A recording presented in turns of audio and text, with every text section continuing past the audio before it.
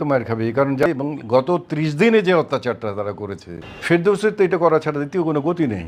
রিয়াজ, ফেরদৌস, তেলবাজি তো মার খাবে, কারণ নায়ক সোহেল রানা বলেছেন কিছু শিল্পীকে তো মায়ের খেতেই হবে। নায়ক ফেরদৌসের কি পরিণতি হবে, রিয়াজের কি পরিণতি হবে? পুলিশের উচিত তাদেরকে অ্যারেস্ট করা, অথবা তারাই পুলিশের কাছে গিয়ে ধর্ণা দেওয়া। ডিবি হারুনের সাথে ছবি তুলে পোস্ট করার কারণে নায়িকা অপু বিশ্বাসের কী পরিণতি হবে, সেই বিষয় নিয়ে সম্পূর্ণ আমরা সোহেল রানার মুখ থেকে শুনব। সোহেল রানা যে বলেছেন, সোহেল রানার পুরো ভিডিওটি আমরা শুনব। তার আগে সোহেল রানা যে বলেছেন যে কিছু শিল্পীর মায়ের খাওয়া উচিত, অত্যন্ত হৃদয়ে বিদারকভাবে, দুঃখজনকভাবে এরকম একটি ঘটনা ঘটে গিয়েছে। এইভাবে গণপিটুনিতে নিহত হয়েছেন চলচ্চিত্র প্রযোজক সেলিম খান ও তার ছেলে চিত্রনায়ক শান্ত খান। 5 আগস্ট শেখ হাসিনা পদত্যাগ করার পর নিজ এলাকা থেকে পালিয়ে যাওয়ার সময় এই প্রযোজক সেলিম খান ঢাকায় ঢালিউডের চলচ্চিত্রের একজন প্রযোজক ছিলেন। শেষ পর্যন্ত শাকিব খানের সাথে সম্পর্ক করে তিনি অনেকগুলো বাণিজ্যিকভাবে সফল সিনেমা, মানহীন হলেও বাণিজ্যিকভাবে কিছু সফল সিনেমা উপহার দেন। তার ছেলেও বেশ কিছু সিনেমাতে অভিনয় করেছেন। এই যে দেখুন, 3টি ছবিতে যথাক্রমে অভিনয় করেছেন মাহিয়া মাহি, কলকাতার জনপ্রিয় অভিনেত্রী শ্রাবন্তী চট্টোপাধ্যায় ও কৌশানী মুখার্জি। নায়ক শান্ত খান নামে তিনি পরিচিত হতে চেয়েছিলেন এবং ভারত বা কলকাতার কিছু কিছু নায়িকার সাথে অভিনয় করেছিলেন, লাইমলাইটে আসার চেষ্টা করছিলেন। কিন্তু তার সন্ত্রাস নৈরাজ্যের সাথে ভয়াবহ সম্পৃক্ততা ছিল। পরিবেশ বিরোধী চরম কাজ করতেন তিনি। এত ভয়ঙ্কর সন্ত্রাসী হওয়া সত্ত্বেও বাংলাদেশের অনেক নিরপরাধ মানুষ জেলে থাকতেন, জামিন পেতেন না, কিন্তু এই সেলিম খান জামিন পেয়ে যেতেন। এই যে শুনুন, দেখুন।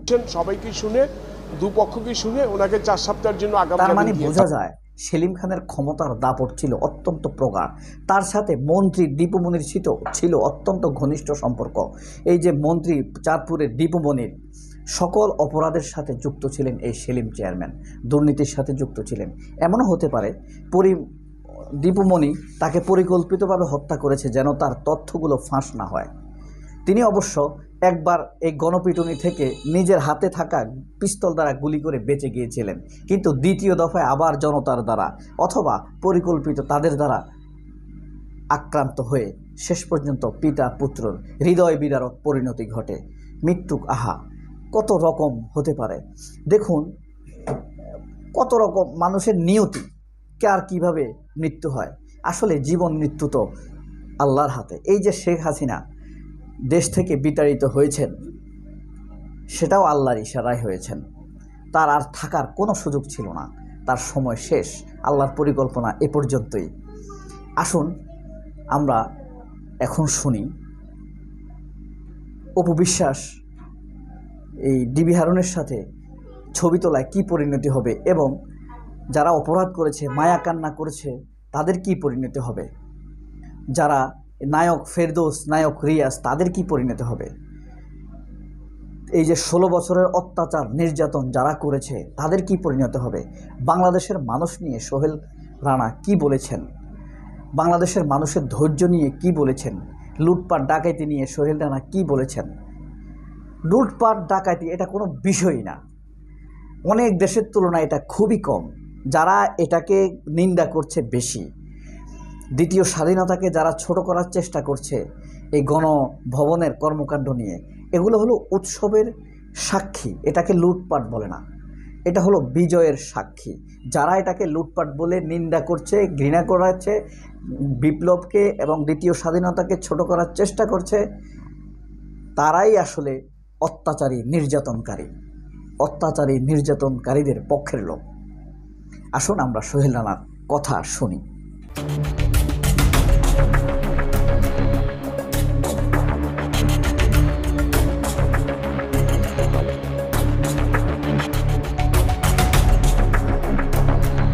না হলে তাদের যে ইদানিংকালে এবং গত 30 দিনে যে অত্যাচারটা তারা করেছে, এরকম 1000 বিল্ডিং ভেঙে ফেলে দিল তো তার প্রতিদান হয় না।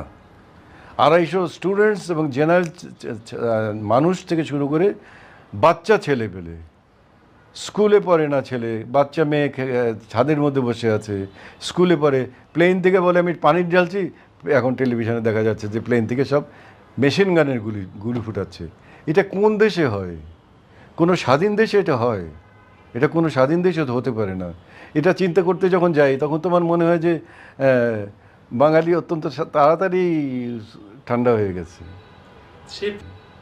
সেই প্রেক্ষিতে ফেরদৌস ভাই, Riaz They should be punished.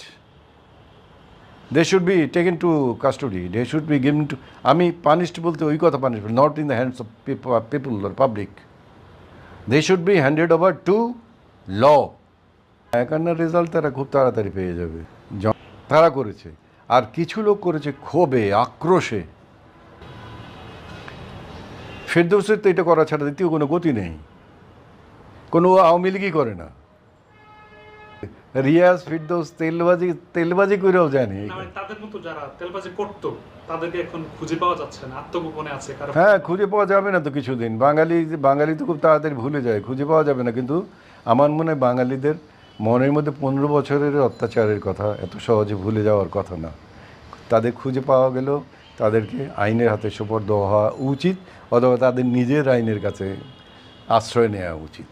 যেন তো মার খাবে, কারণ যারা এই মানে আন্দোলনের সাথে তো সম্পৃক্ত ছিলই না, বরঞ্চ আন্দোলনের সময় তারা একটা মিটিংও করেছে যে আমরা দেশের মধ্যে শান্তি চাই। ভালো কথা, কোন ধরনের শান্তি চাও সে কথাটা তো মিটিংয়ে বলা হয়নি। সেটা কি কবরের শান্তি চাও, কোনো নিঃশব্দ কবরস্থান, ওই শান্তি চাও? না খেলার মাঠে দুই দল আনন্দ করে খেলছে আর হই হই করছে, ওই শান্তি চাও? ওই শব্দ চাও? কোনটা চাও? সেটা তারা তো প্রকাশ করেনি সেদিন, তারা বলেনি। তারা কেউ, তাদের বলা উচিত ছিল সেদিন যে আমরা শান্তি চাই দেশের মধ্যে, আইন অনুগভাবে যা হওয়া উচিত তাই হোক, আমরা সেটাই চাই। আইনানুগ হলেই তো অনেক কিছুই অ্যাগেনস্ট, সরকারের অ্যাগেনস্টে। হারুনের সাথে ছবি পোস্ট দিয়ে যদি এইটা লিখে থাকে, এই মানুষের তারা পোস্ট হয়তো দিয়েছে, কিন্তু জিবি হারুনের সাথে ছবি পোস্ট দিয়ে যদি এইটা লিখে থাকে, এই মানুষের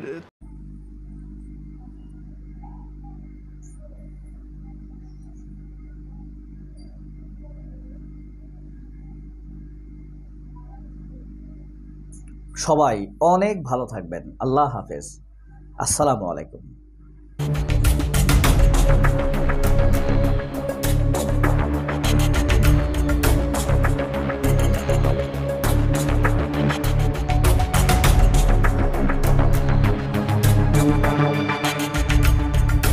গত 30 দিনে যে অত্যাচারটা তারা করেছে, এরকম 1000 বিল্ডিং ভেঙে ফেলে দিল তো তার প্রতিদান হয় না।